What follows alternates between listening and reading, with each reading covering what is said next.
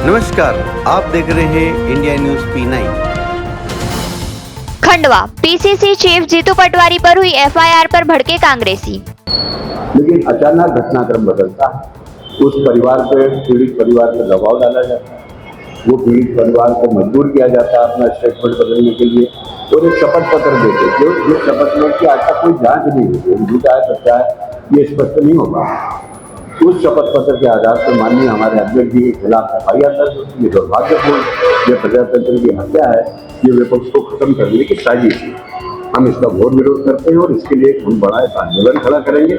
अगली कड़ी में मैं माननीय राजनाथ सिंह जी से निवेदन करूंगा कि वो इसको कंडक्ट करें। हमारे आदरणीय ओझा साहब कांग्रेस के वरिष्ठ नेता जी के निवेदन पे पधारे, आपको बहुत बहुत धन्यवाद।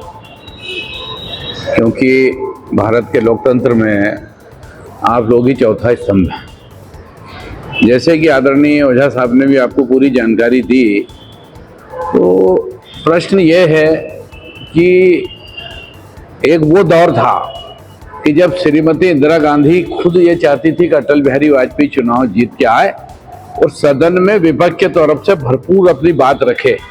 एक वो दौर था कांग्रेस का। आज एक वो दौर है कि छोटे से छोटा आदमी भी अगर बोले तो उसको बोलने की आज़ादी खत्म कर दी गई है। तो जब अभिव्यक्ति की आज़ादी खत्म हो जाएगी, जैसे कि माननीय हमारे जो अध्यक्ष हैं जीतू पटवारी साहब प्रदेश के नेता हैं, दौड़ रहे हैं, घूम रहे हैं, लोगों की बात सुन रहे हैं, उनकी बात को भाई ये इसका मतलब ये हुआ कि वो अगर कोई बात कहे उस पर इस ढंग का अगर एक्शन अगर होगा तो आगे जाके बात नहीं करे, इसका तो मतलब यही निकला ना। तो हम आपके माध्यम से